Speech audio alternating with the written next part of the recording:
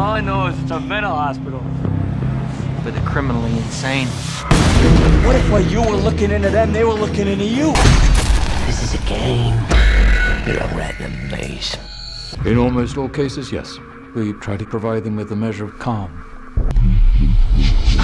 Corrodes it, rusts it. So this prisoner escapes in the last 24 hours. We don't know how she got out of her room. These are all violent offenders, right? Who did this to you? Going somewhere? We haven't heard the truth once yet. But no one will talk. It's like they're scared of something.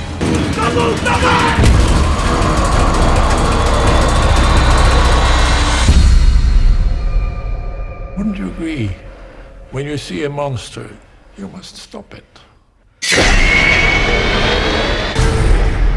We need to ask you some questions, okay?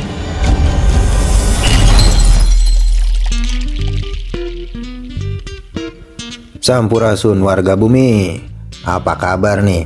Masih fokus pada proyek nganggurnya? Tetaplah putus asa dan jangan semangat, karena kalian gak akan pernah mendapatkan reward apapun dari pemerintah. Yang ada kalian bakal tetap harus bayar pajak. Kali ini Amang Boat bakal ngerangkum sebuah film misteri thriller yang berjudul Shooter Island. Film ini akan membuat Anda liar karena jujur saja, gue juga nonton film ini sampai liar sendiri. Dan salah sangka sama para karakternya dengan apa yang selanjutnya terjadi. Daripada gue liar sendiri, sok disimak videonya sampai selesai, biar kita sama-sama liar. Bagi kalian yang belum pipis, silahkan pipis dulu dan jangan lupa tekan tombol flashnya biar nggak bau pesing. Yuk kita masuk aja ke ceritanya.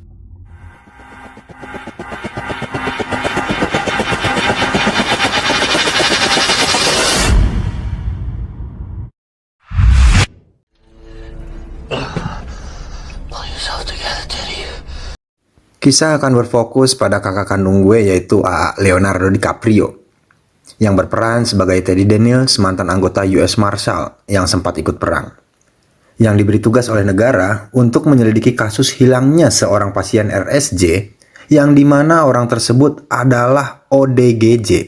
Karena sekarang mah nggak boleh bilang orang gila, jadi saya sebut aja ODGJ. Main aman lah sekarang mah daripada diciduk. Di sana Teddy nggak sendirian. Doi menyelidiki kasus tersebut didampingi oleh seorang partner barunya yang bernama Chuck, yang berasal dari Seattle. Ini rarainya. I came from the office in Seattle. All I know is it's a mental hospital. For the criminally insane.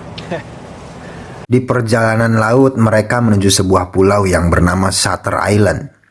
Pulau tersebut adalah sebuah penjara sekaligus RSJ yang bernama RSJ Asset Life. Yang dimana ODGJ di sini bukanlah ODGJ biasa. Mereka adalah ODGJ yang kriminal kelas kakap, yang rentan melakukan tindak kekerasan dan dianggap berbahaya. Setibanya di dermaga, Teddy dan Chuck disambut oleh para sipir, yang dipimpin oleh wakil kepala sipir, Tuan McPherson. Ini rarainya. I'm Deputy Warden McPherson, gentlemen. Welcome to Shutter Island. Kemudian, Tuan McPherson mengantar mereka menuju RSJ untuk bertemu dengan Dr. Coley. Panggil aja Dr. Coley kali ya, biar lebih akrab gitu. Tidak disangka dan tidak diduga, ternyata penjara tersebut memiliki tingkat keamanan yang luar biasa. Teramat sangat aman, sehingga jika ingin masuk ke sana, kita harus memasukkan kata sandi dan melakukan verifikasi 2 langkah. Dengan full penjagaan dan dinding bentengnya diberi kawat listrik berduri. Kawat duri berlistrik. Ya gitulah pokoknya mah. Memasuki RSJ Life ini, McPherson melucuti senjata api milik Teddy dan Chuck. Karena protokol di sana siapapun yang memasuki wilayah tersebut dilarang membawa senjata. Walaupun mereka biasa dibilang Walaupun mereka bisa dibilang detektif yang diperintahkan langsung oleh negara. Mereka harus patuh pada protokol yang berlaku tanpa terkecuali. McPherson mengantar Teddy dan Chuck masuk ke ruangan Dr. Coley. Ini rarainya. Dr. Coley adalah seorang psikiater di RSJ Life yang memiliki metode-metode jitu. untuk menyembuhkan para tahanan ODGJ di sana agar bisa jinak dan tidak lagi membagong lolong. Marshal Daniels? Doctor. Martial law. We drove screws into their brains. We submerged them in icy water until they lost consciousness or... Di sana, Teddy mencari informasi tentang hilangnya seorang pasien yang bernama Rachel Solando yang kabur kemarin. Menurut keterangan Dr. Choli, Rachel Solando adalah seorang pasien yang cukup berbahaya karena kasusnya yang telah membunuh ketiga anaknya yang ditenggelamkan di danau di belakang rumahnya. So have you searched the grounds yet? It was locked from the outside.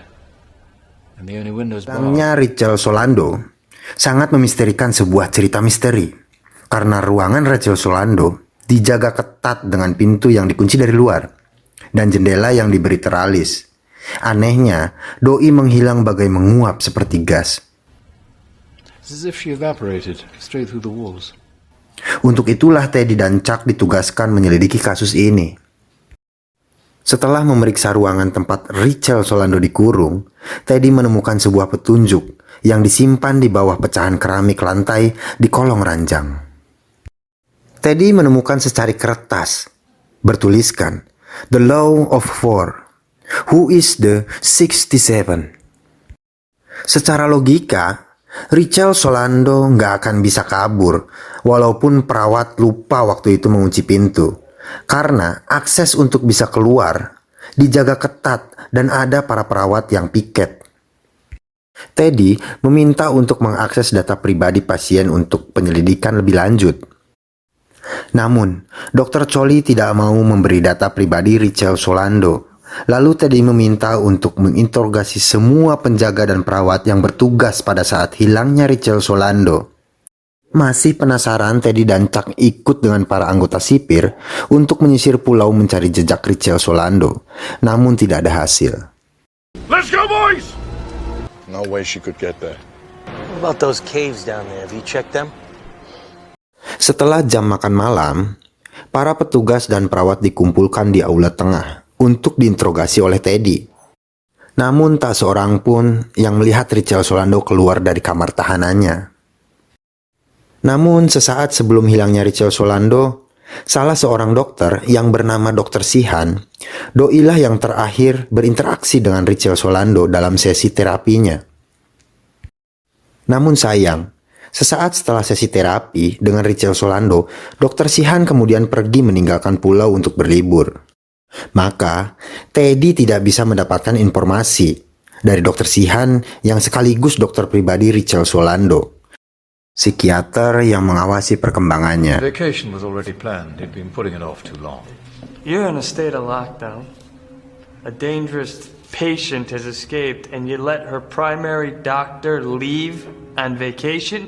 Singkat cerita, mereka pun diundang ke rumah dinas Dr. Choli untuk sedikit mengobrol santai. Di sana mereka bertemu dengan kolega Dr. Choli, yaitu Dr. Jeremiah. Ini rarainya. Menyimak obrolan mereka, justru terkesan Teddy dan Chuck yang terintimidasi. Membuat situasi kembali mencurigakan, seakan-akan sebuah hal besar disembunyikan di sini. Setengah emosi, Teddy meminta kembali untuk memeriksa arsip data pribadi Rachel Solando. Berikut arsip pekerja yang bersangkutan, namun tetap, Dr. Jeremiah pun enggan untuk mengeluarkan arsip-arsip untuk kebutuhan penyelidikan. Konzentrationslager.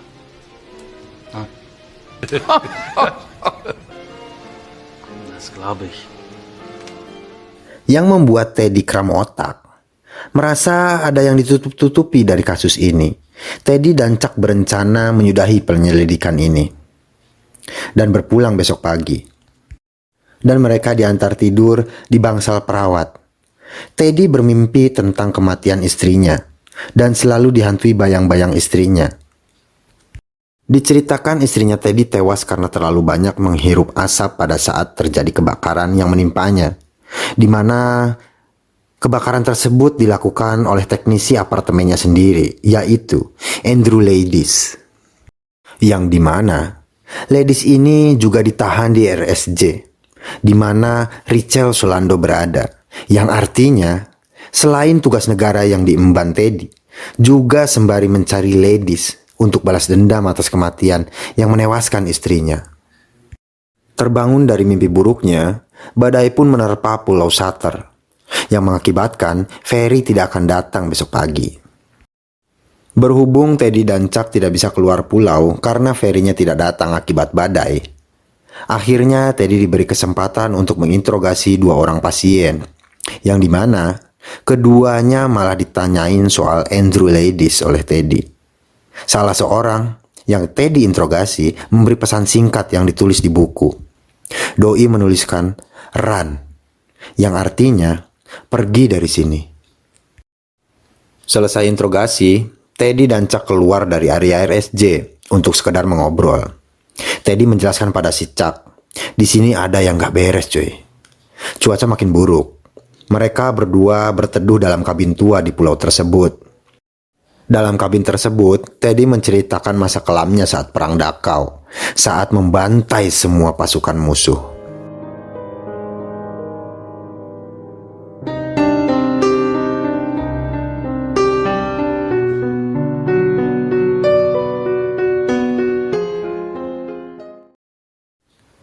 Teddy menceritakan sekilas soal mantan pasien di RSJ ini yang sempat keluar.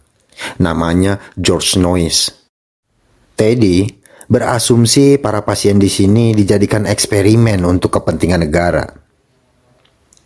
Yang dimana kepentingan ini yang pastinya ilegal. Teddy mengajak Chuck untuk mengambil semua bukti, menyerahkannya pada negara dan meminta RSJ ini untuk ditutup. Namun Chuck menyangkal. Setelah apa yang kita selidiki sejauh ini, tidak ada bukti apapun tentang hilangnya Rachel Solando. Atau jangan-jangan mereka sengaja menjebak lu, bos, untuk dijadikan eksperimennya. Lu kan mantan prajurit hebat. Jangan-jangan lu sengaja dipancing kemari untuk dijadikan monster.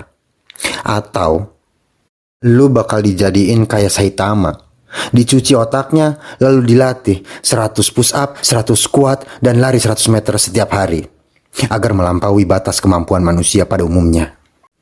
Tiba-tiba, mereka dijemput oleh McPherson dan membawanya kembali ke RSJ, karena Dr. Choli ingin sedikit mengobrol.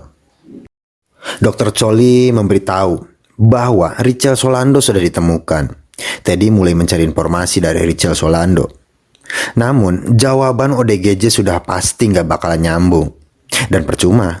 Setelah menginterogasi Rachel, Teddy mulai mengalami pusing, sakit kepala, lalu dibaringkan di bangsal.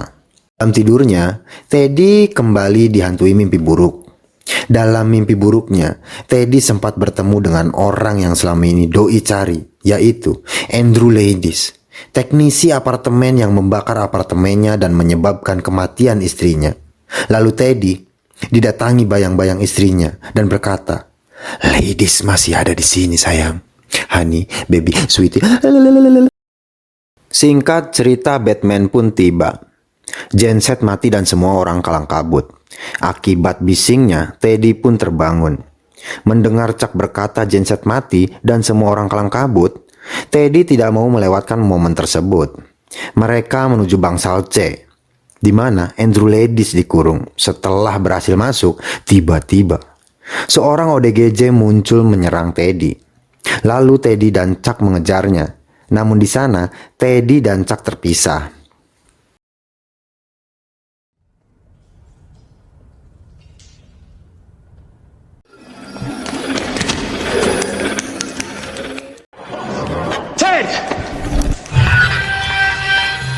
ODGJ tersebut muncul tiba-tiba dan menyerang Teddy. Spontan, Teddy mengeluarkan jurus satu pukulannya.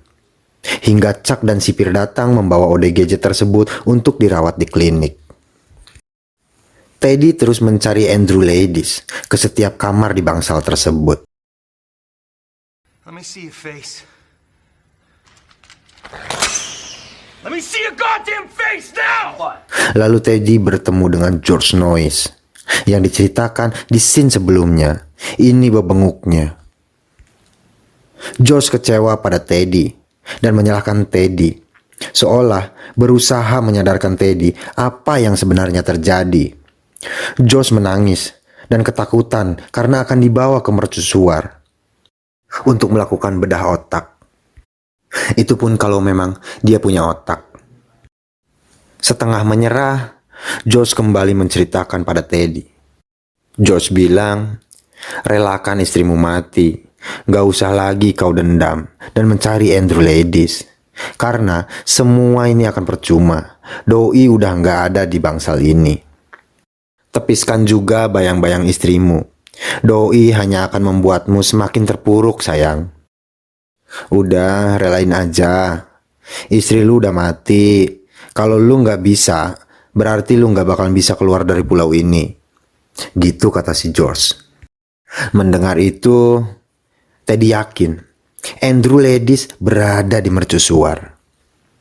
Sementara Teddy mengobrol dengan George, Chuck mencoba membuka arsip dan hanya menemukan resep obat yang dikonsumsi oleh Andrew Ladis. Teddy dan Chuck bergegas menuju mercusuar, dan Teddy mulai merasa curiga terhadap rekannya Chuck. Mereka sempat cekcok karena Teddy mencurigai si Chuck dan memilih pergi ke mercusuar sendirian.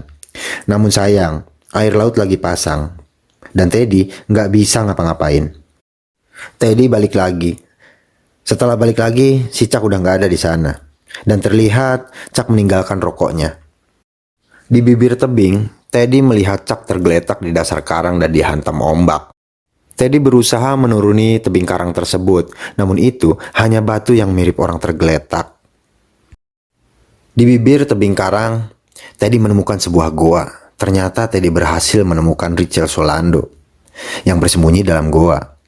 Ternyata Richard Solando adalah seorang dokter di RSJ tersebut. Doi kabur karena Doi nggak setuju dengan apa yang terjadi di RSJ tersebut. Mereka mencangkok otak pasiennya agar menjadi lebih jinak dan lebih patuh. Dan karena dirasa ini metode yang paling keji, makanya Doi berusaha kabur. Kemudian Doi bertanya pada si Teddy, "Apa lu sering sakit kepala? Sering diberi aspirin? Suka dikasih rokok? Minta duit? Minta jajan? Minta makan? Ya gitulah. Hati-hati, mereka sedang mencoba meracunimu.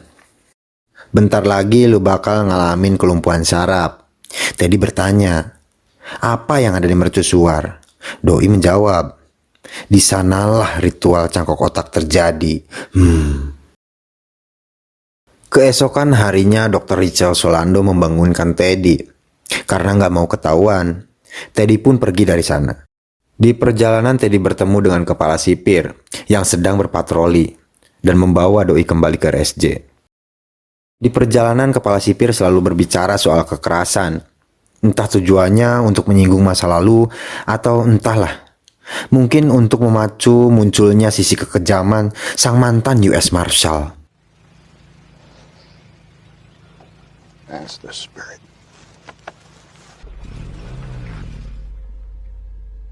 Teddy kembali bertemu dengan Dr. Choli dan kembali menawarkan sebatang rokok. Teringat perkataan Dr. Richard dalam goa untuk tidak makan, minum, rokok, dan aspirin, Teddy pun menolaknya. Teddy menanyakan keberadaan rekannya, yaitu Chuck. Tapi Dr. Choli bilang, "Lu kan datang kemari sendiri, bos." Dan itu membuat Teddy berpikir Chuck dibawa ke mercusuar untuk dijadikan pasien praktek. Malpraktek. Sin mempertemukan Teddy dengan Dr. Jeremiah di sebuah lorong sembari mengantongi suntikan. Dengan sigap, Teddy merampasnya dari tangan Dr. Jeremiah. Dr. Jeremiah berkata, "Luka dapat membuatmu menjadi Saitama. Dan kau sedang terluka, Marshall." Dengan sigap, Teddy menyuntikkan suntikan tersebut ke Dr. Jeremiah dan lalu pingsan. Lalu Teddy meledakkan sebuah mobil untuk mengalihkan perhatian para sipir. Kemudian Teddy pergi menuju mercusuar. Namun sesaat sebelum mobil itu meledak, muncul sosok yang selalu menghantui kepala Teddy. Tidak mau menghiraukannya, Teddy bergegas menuju mercusuar.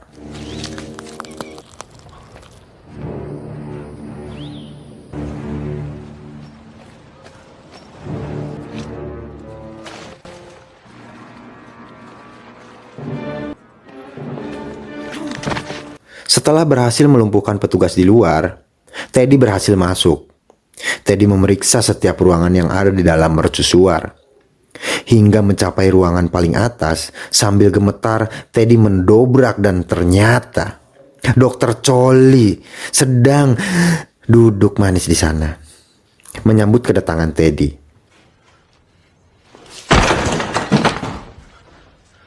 Dengan santainya, Doi mengatakan kata kunci. "Why are you wet, baby?" Perlu diingat, kata kunci tersebut akan membuka semua misteri dalam film ini. Ternyata, senapan yang dirampas dari sipir tadi itu kosong. Dr. Choli emosi karena Teddy meledakkan mobil favoritnya. Teddy menceritakan semua yang Dr. Solando katakan soal efek samping obat neuroleptik.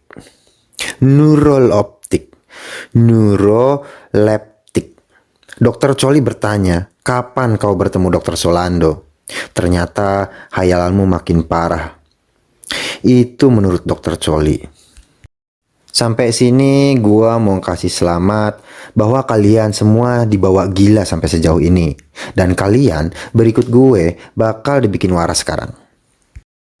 Jadi, sesungguhnya yang terjadi adalah kertas bertuliskan The Law of War di scene awal adalah aturan main si Teddy, sang detektif mantan anggota US Marshal utusan negara, yaitu 4 nama pemeran utama: Edward Daniels, Andrew Ladies, Rachel Solando, dan Dolores Canal.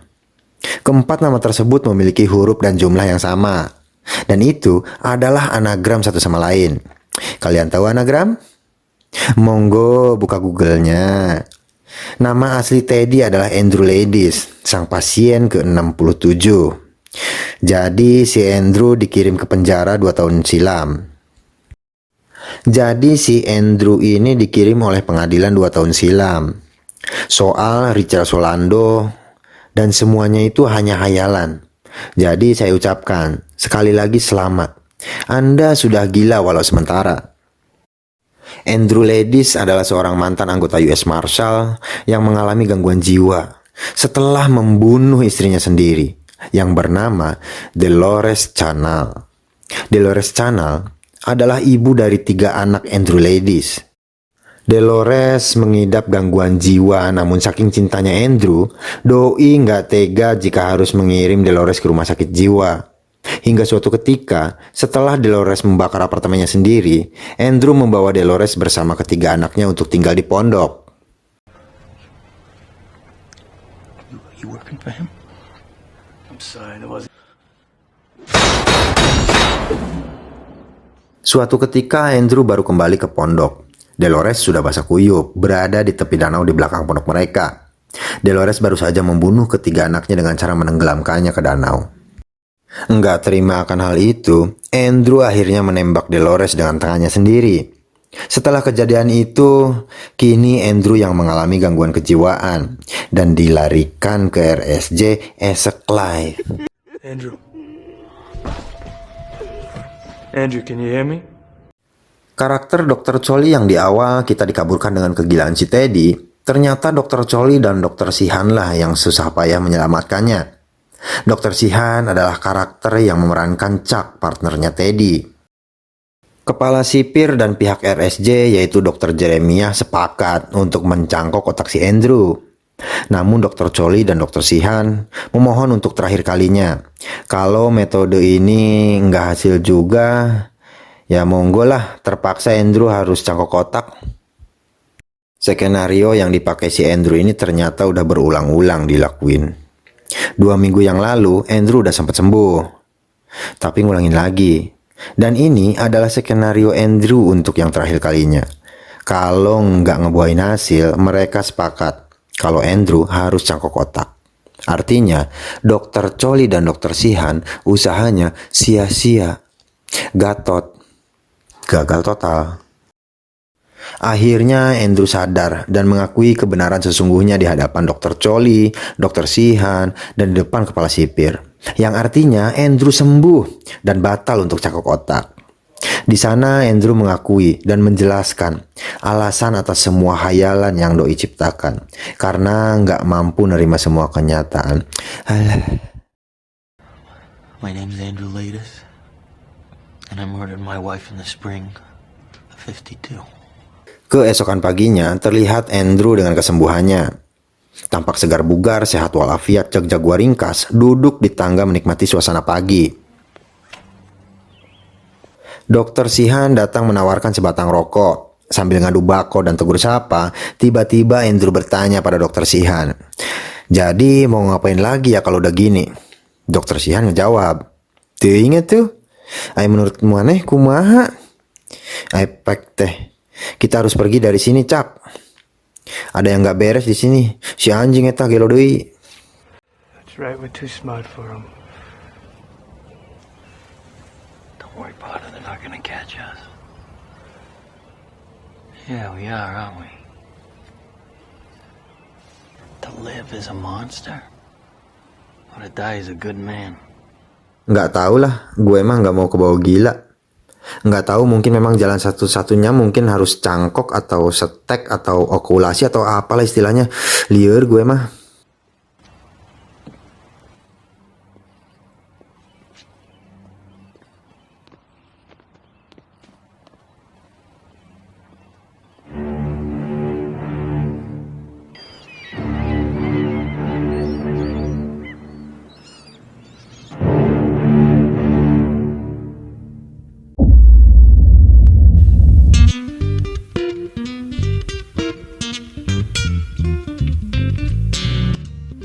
Daripada gue gila 2 kali, gue mending balik dulu ke Namek dah. Ntar kalau kalian udah sembuh, gue mampir lagi mengunjungi kalian warga bumi yang gue sayangin. Gue bersama jajaran petinggi Namek pamit undur diri. Sampai ketemu di video selanjutnya. Bye-bye.